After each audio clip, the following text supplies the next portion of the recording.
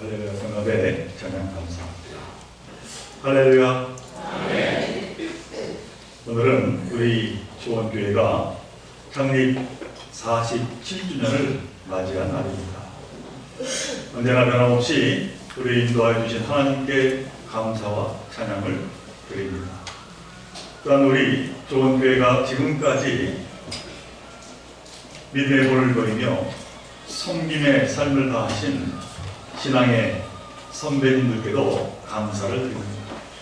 그리고 지금도 변함없이 교회를 섬기며 지키고 계시는 여러분 모두에게도 깊은 감사를 드립니다. 먼저 이 시간 서로에게 인사를 이렇게 나누겠습니다. 조원교회 창립 47주년을 축하합니다. 이렇게 한번 인사하겠습니다. 조원교회 창립 47주년을 축하합니다.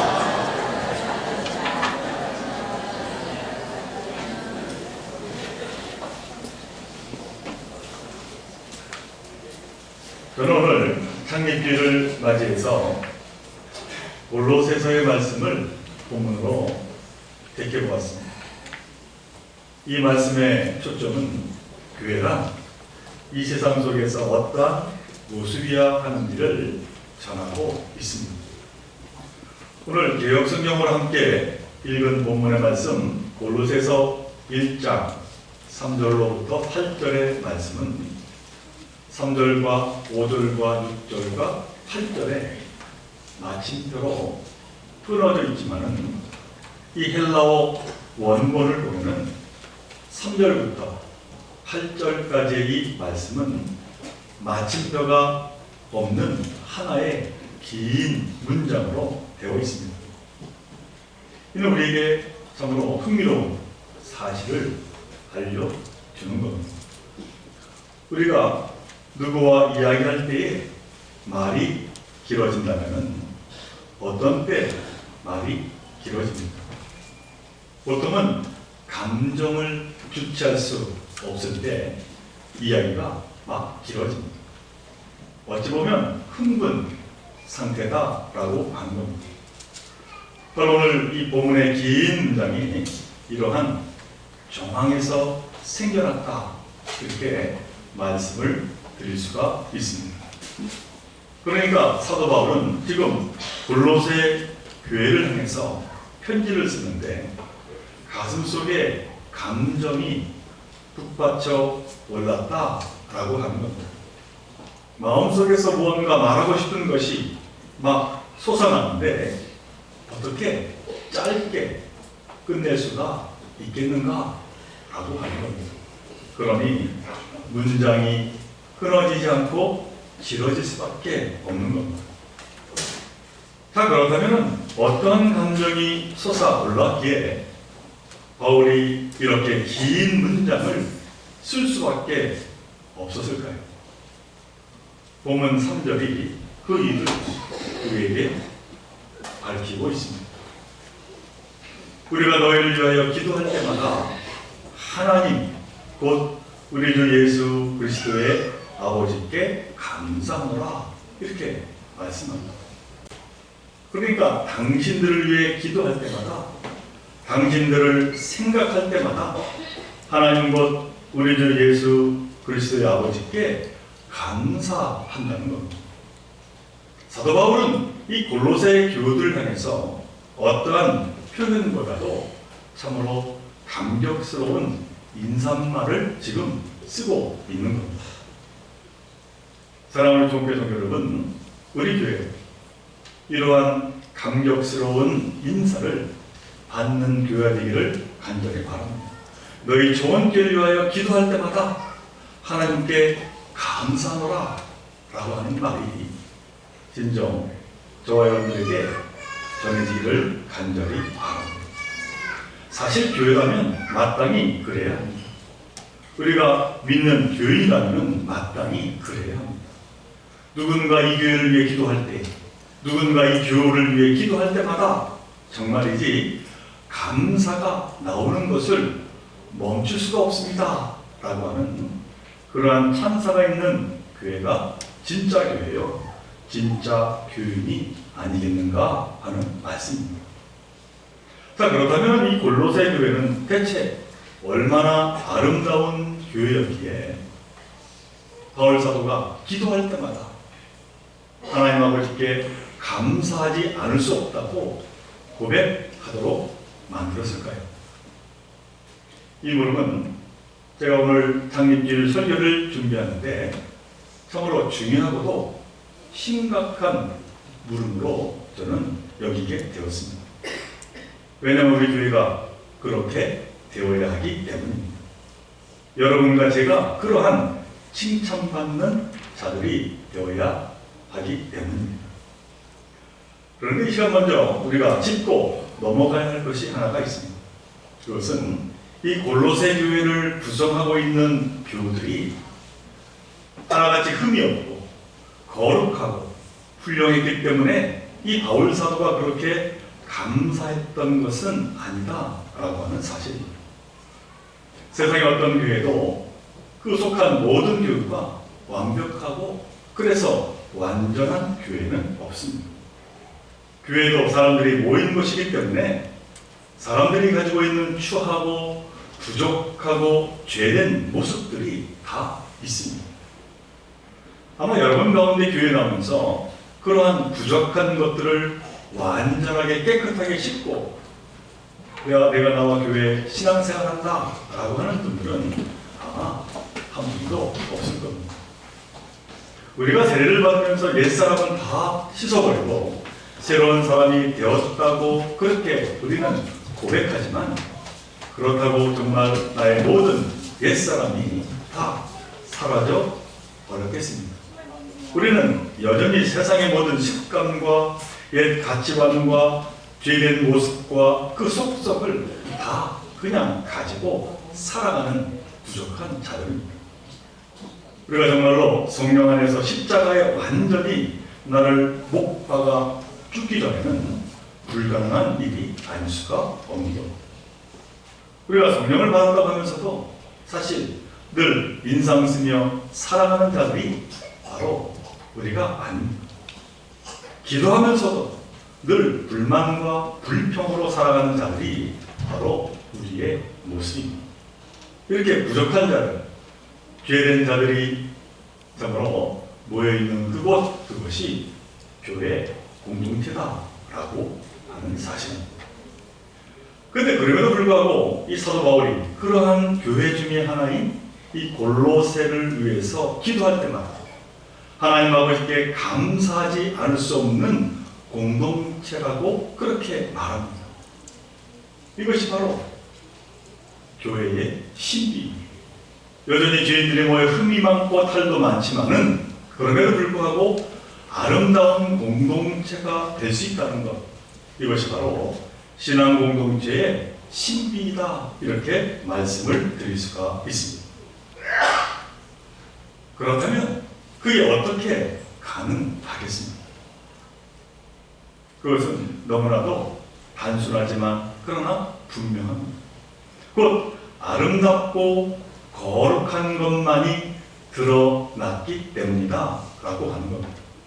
여전히 부족한 죄인들이 모였지만 내 죄와 허물을 다 내려놓고 그 대신에 서로 아름다운 것들을 드러내고 나누는데 힘쓰다 보니 아름다운 그러한 공동체가 세워지게 되었다라고 하는 겁니다. 그 교회가 다름 아닌 골로새 교회라고, 그래서 감사하다고 사도 바울은 그의 편지에서 인사를 하고 있는 겁니다. 사랑하는 종교 성도 여러분, 바울 사도가 기도할 때마다 하나님 아버지께 감사하지 않을 수 없었던 그런 골로새 교회처럼 우리 교회도 그렇게 아름답고 거룩한 것만이 드러나는 교회가 되기를 간절히 소망합니다. 자, 그렇다면 그런 아름다운 공동체가 되기 위해서 우리는 구체적으로 어떤 것을 드러내야 하겠습니까? 우리 가운데 무엇이 먼저 부각이 되어야 하겠는가 하는 말씀입니다. 사도 바울은 오늘 본문 4절로 5절에서 이 골로새 교우들이 드러냈던 것이 무엇인지를 분명히 설명하고 있습니다. 사도 바울이 이렇게 고백합니다. 이는 그리스도 예수 안에 너희의 믿음과 모든 성도에 대한 사랑을 들었으니 너희를 위하여 하늘에 쌓아둔 소망으로 말미암음이니 곧 너희가 전에 복음 진리의 말씀을 들은 것이라. 이렇게 설명하고 있습니다. 사도 바울은 이 골로새 교우들이 자신이 전한 그 복음 진리의 말씀에 따라 그대로 행했다는 것. 그리고 그것은 우리가 잘 알고 있는 세 가지의 요소였습니다. 그 요새는 첫 번째로 믿음이고, 둘째는 사랑이며, 셋째는 소망이라는 것입니다. 믿음, 소망, 사랑하면 우리는 고린도전서 13장을 떠올리게 됩니다만, 사실 사도 바울은 그의 그 수많은 편지에서 이 세 요소에 대해서 강조하고 또 강조하고 있음을 보게 됩니다. 다시 말하면 믿음과 소망과 사랑은 바울이 추구하던 신앙 공동체의 교회론이었다라고 하는 것입니다. 예수님이 바라시던 공동체의 모습이 이 믿음과 소망과 사랑이 담겨 있어야 함을 바울은 언제나 이야기한 것입니다. 하나님이 기뻐하시는 아름다운 공동체는 이처럼 믿음의 공동체요, 사랑의 공동체요, 소망의 공동체여야 한다는 겁니다. 자, 그렇다면 이 시간 교회 공동체에 꼭 있어야 할 이 세 요소에 대해서 조금 더 구체적으로 이해해 보았으면 합니다. 먼저 믿음의 공동체입니다. 우리에게 믿음이라고 하는 것은 공동체의 기초입니다. 어떤 신학자가 믿음, 소망, 사랑을 이야기하면서 믿음은 바로 과거다, 사랑은 현재다, 그리고 소망은 미래다 라고 하는 말을 했습니다만 참으로 의미 있는 분석이 아닐 수가 없습니다. 우리에게 있어서 예수 그리스도를 구주로 고백하고 영접한 그 과거의 이야기가 믿음이라는 겁니다. 진정 예수 그리스도를 나의 구주로 믿고 영접한 그 과거가 바로 믿음입니다. 우리 교회는 다양한 과거를 가지고 있는 사람들이 모여 있습니다. 어떤 분은 나름 화려한 이력을 가진 분들이 있습니다. 그러나 또 어떤 사람은 순탄치 못한 과거를 가진 분도 있습니다. 또 누군가는 남에게 말 못하는 과거를 가진 분도 있습니다. 이처럼 이런저런 사람들이 모인 것이 교회입니다. 그런데 만일 우리 교회는 이러한 과거를 가진 사람들만 모이는 교회야, 저런 과거를 가진 사람들은 올 수 없어, 이렇게 한다면 우리는 그만 하나님이 원하는 그 교회의 자격을 잃어버리고 말 겁니다. 예수님은 다양한 자들이 모이는 공동체가 교회임을 당신이 택한 그 12제자의 다양한 삶을 들어 우리에게 말씀하신 적이 있습니다. 그런데 우리가 여기서 이처럼 그 모든 다양성을 인정해야 하지만 그럼에도 불구하고 그것이 아름다운 공동체이기 위해서는 한 가지 공통적인 과거가 있어야 한다는 겁니다. 그리고 그 한 가지 공통적인 과거란 예수 그리스도를 구주로 영접한 그 과거, 그 믿음의 과거가 있어야만 한다는 겁니다. 그것이 없으면 그 공동체는 믿음의 공동체 교회라고 말할 수가 없는 겁니다. 사랑하는 종교 성도 여러분, 우리의 모든 허물과 흠과 죄와 부끄러운 과거들이 가려지고 덮여지고 오직 예수 그리스도를 구주로 영접한 그 과거만이 부각되는 그 믿음의 공동체를 이뤄가는 저와 여러분 되시기를 간절히 바랍니다. 그래서 우리 총교회는 하나님 보시기에 참으로 아름다운 교회로 나아가게 될 것입니다. 히브리서 11장 6절에서 말씀합니다. 믿음이 없이는 하나님을 기쁘시게 하지 못하나니 하나님께 나아가는 자는 반드시 그가 계신 것과 또한 그가 자기를 찾는 자들에게 상 주시는 이심을 믿어야 할지니라.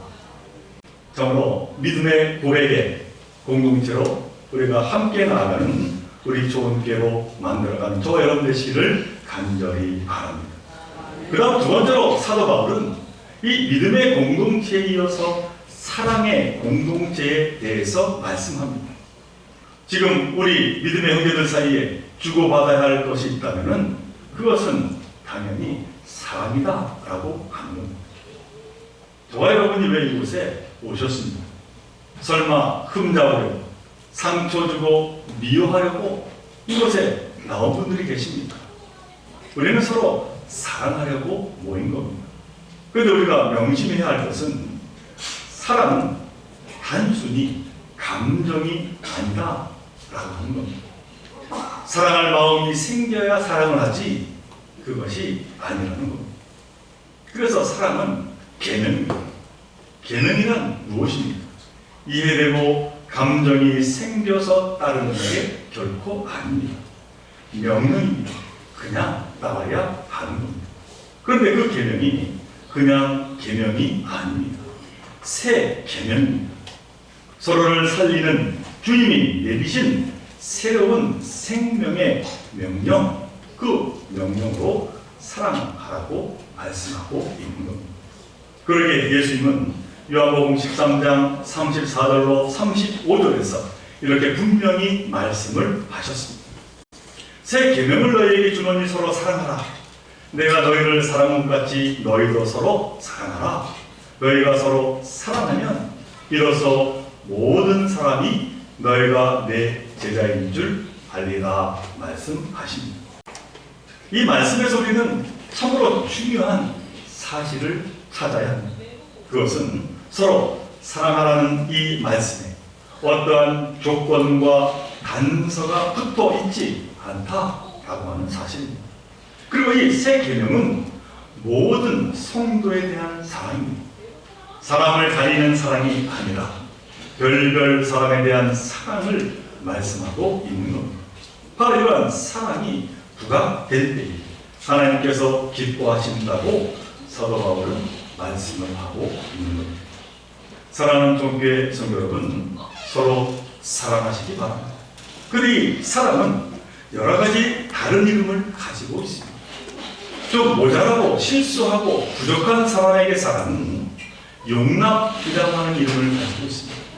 자신에게 아픔을 주고 힘들게 한 사람에게 사랑은 용서라고 하는 이름을 가지고 있습니다. 또 자기와 생각과 태도가 전혀 나와 다른 사람에게는 포용과 이해라고 하는 이름으로 나타납니다. 사랑은 또 나 아닌 다른 사람에게는 관심이라고 하는 이름을 가지고 있는 겁니다. 이러한 이름들이 쭉 펼쳐질 때 하나님이 기뻐하시게 될 것입니다. 우리 사랑이 우리 좋은 교회 가운데 우리 교우들 가운데 충만해지기를 간절히 바랍니다. 이제 마지막 세 번째로 소망의 공동체입니다. 지금 여러분이 이 믿음의 공동체, 사랑의 공동체 이 말씀을 들으면서 과연 우리 부족한 인간이 이러한 믿음과 사랑의 공동체를 이루어갈 수 있을까? 참으로 의심을 안 가질 수가 없을 겁니다. 왜냐하면 말처럼 그렇게 살아가기가 쉽지가 않기 때문입니다. 이는 다시 말하면 만일 우리에게 소망이라고 하는 것이 없이 믿음과 사랑의 공동체를 이루고자 한다면 그건 어쩌면 불가능할지도 모른다라고 하는 말씀입니다. 그러므로 무엇보다도 소망은 우리 공동체의 미래입니다. 소망은 지금의 모든 것이 여기서 끝나는 것이 아니라 여기가 마지막이 아니라 하늘나라에 쌓아지고 있다고 하는 믿음, 그것입니다. 사랑하는 종교의 성도 여러분, 지금 여러분들의 말과 행동, 그 모든 것들이 하늘에 차곡차곡 쌓아지고 있다고 믿으십니다. 소망은 하늘에 쌓는 겁니다.